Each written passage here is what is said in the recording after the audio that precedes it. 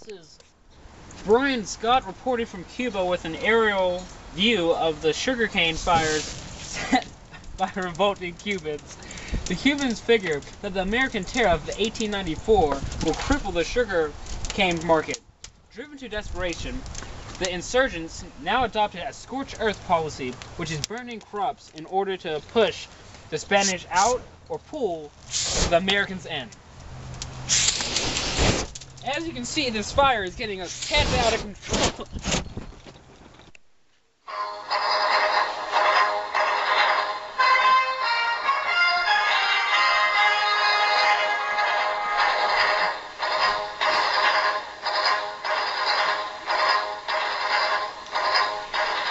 Good morning, everyone. Another beautiful day here in Juneau, Alaska. Our first order of business. American sailors found dead in the port of Valparaiso. Hostilities do seem imminent.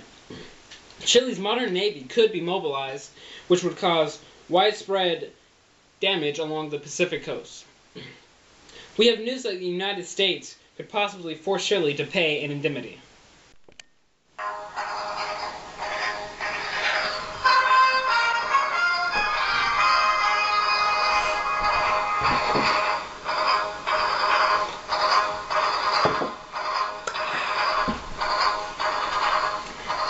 Good afternoon, everyone. Another beautiful day here in Juneau, Alaska. I'm here with QED News Station. My name is Todd Davis, for those of you who don't know. Now, today, America anti-British feelings flared today as the Venezuela-British Geneva boundary dispute worsened. The prospect of a peaceful settlement faded away when gold was found in the contest land today. President Cleveland authorized Secretary of State Richard Onley to present London with a smashing note. Only declared in effect that the British, by attempting to dominate Venezuela in this quarrel, were violating the Monroe Doctrine. Breaking news. Today, British officials finally, after 4 months, replied to Onley's letter, totally denying the Monroe Doctrine's existence and declaring that the United States should stay out of the quarrel. Now reporting on news from Cuba, the Spanish general Butcher Weyler was sent to Cuba today, attempting to crush the revolt. He led many civilians into barbed wire reconcentration camps, where they could not give assistance to their armed brethren. Lacking proper sanitations, these enclosures turned into deadly pest holes. Today, McKinley received a private letter written by Spanish Minister Dupars. This bashing note described President McKinley as an ear-to-the-ground politician who lacked good faith. In other news, we got word that there was a tragedy in Cuba today, where Butcher Weyler executed 800 civilians.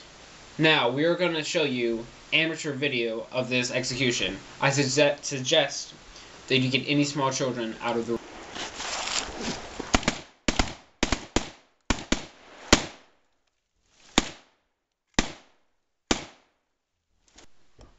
Today, Washington sent the battleship, the USS Maine, to Cuba to protect and evacuate Americans if a dangerous flare-up shall occur again.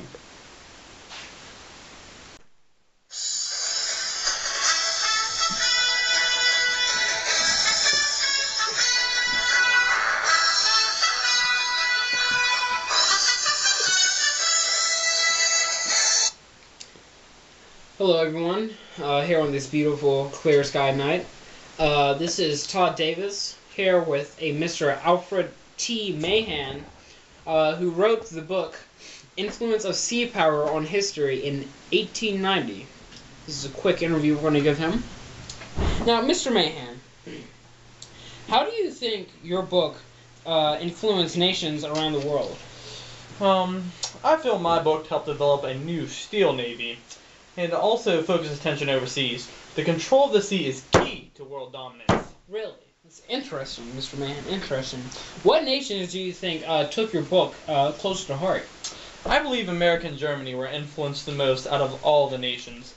The American and German navies nearly came to blow over the Samoan Isles in the South Pacific. Really? Now, Mr. Manhattan, hold on. Wait. Alright, wait. Folks, this is breaking news.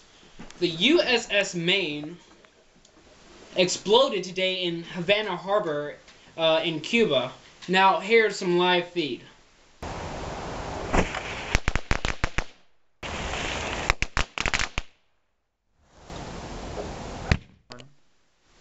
Britain's hatred for Americans have been deflected towards Germans today after Germans captured 600 armed Britons in South Africa.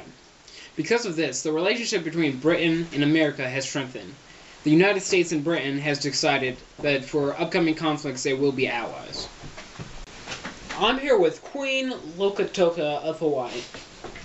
Now, Mrs. Lokatoa, do you think it's a good idea that the United States and Hawaii should be the same country?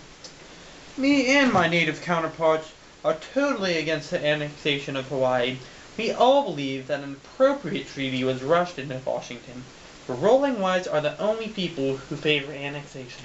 Really? Yeah. Now, this is definitely going to come as a shocker to President Cleveland. Cleveland abruptly withdrew the treaty from the Senate today after sending a special investigator to Hawaii. Cleveland was stunned to find out that the majority of Hawaiians natives did not favor annexation. Cleveland was later savagely criticized by imperialistic extremists, saying Cleveland stopped manifest destiny.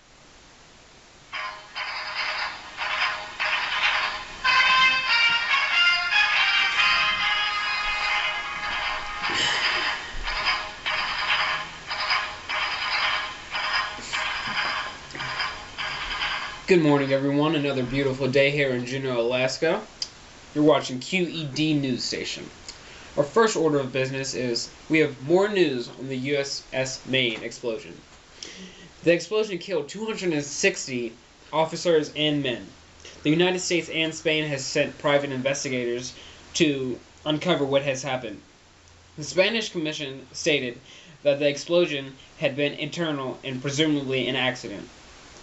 The American reporter stated that the blast had been caused by a Spanish submarine.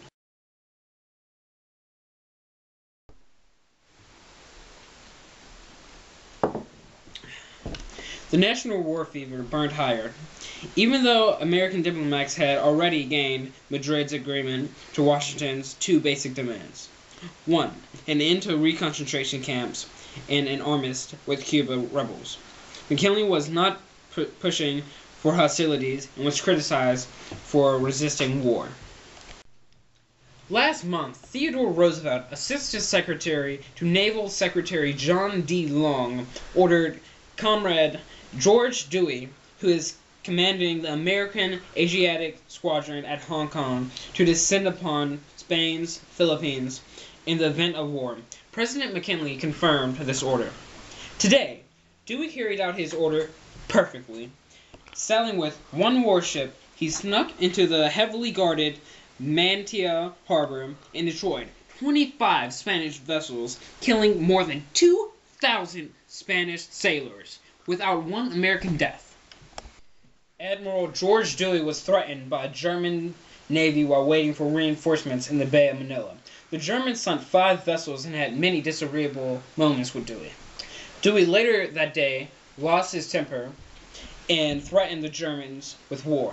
The British commander successfully carried out London's new policy of friendliness.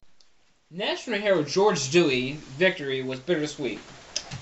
He had destroyed the enemy fleet at Manila, but he could not storm the fort. Him and his troops were forced to wait in the blazing bay while reinforcements were slowly assembled in America. Troops arrived in Manila today and successfully captured the fort. They collaborated with Filipino insurgents commanded by their well-educated leader, Emilio Angulado. The United States could have used Hawaii as a crossroad of the Pacific without annexing them. A joint resolution of annexation was rushed through Congress and approved by McKinley.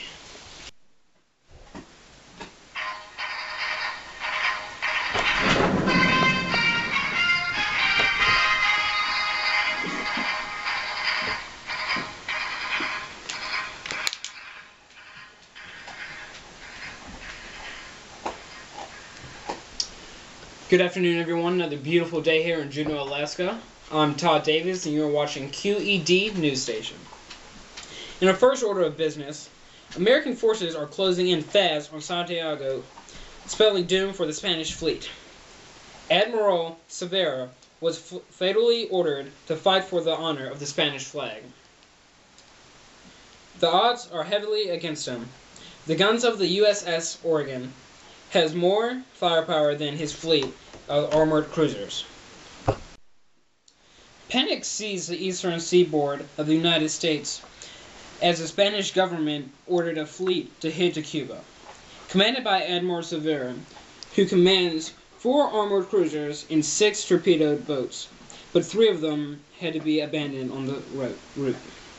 Luckily, the fleet entered a harbor and the American Navy blockaded them in. So the U.S. government decided to send in the Rough Riders, commanded by Theodore Roosevelt, to push the Spanish. The Spanish fleet was totally destroyed today by Admiral Dewey. The wooden decks caught fire and the blazing infernos were beached. Around 2,000 Spaniards were killed, as compared to 1 death for America. Shortly after the battle, Santiago surrendered. Preparations are now being made for a descent upon Spanish-owned Puerto Rico. The American Army, commanded by General Nelson A. Miles, met little resistance as the native population greeted the invaders as liberating heroes. And then we now have breaking news.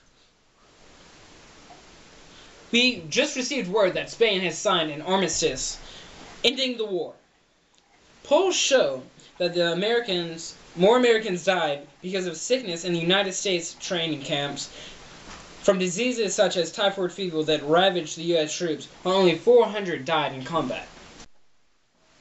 The United States and Spain has sent negotiators to meet in Paris. The U.S. sent 5 commissioners, including 3 senators. The United States now contracted Cuba, Guam, and Puerto Rico. But President McKinley is facing a dilemma.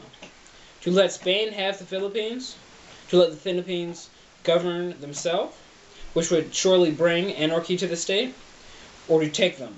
After some thought, President McKinley agreed to pay $20 million for the Philippines. The U.S. now has to decide if the U.S. laws under the flag would apply to new acquired possessions, chiefly the Philippines and Puerto Rico. The American military government was established in Cuba under the administrative genius of General Leonard Wood. Under Wood, Cuba launched an attack on yellow fever. Spectacular experiments were performed by Dr. Dowd, by Dr. Walter Reed, who later discovered the mosquito to be a lethal carrier. The United States will be withdrawing from Cuba shortly, honoring the Teller Amendment.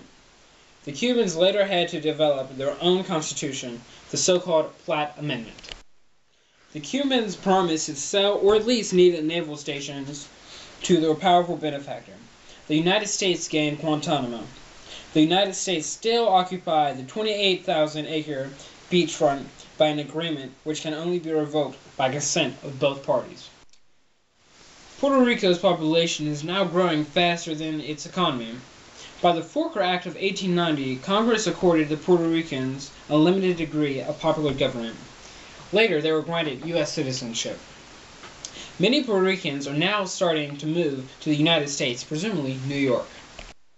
We have news that an anti-imperialism league has formed against the McKinley administration, with members such as the president of Stanford and Harvard University, philosopher William James, Mark Twain, Samuel Gompers, and even Andrew Carnegie.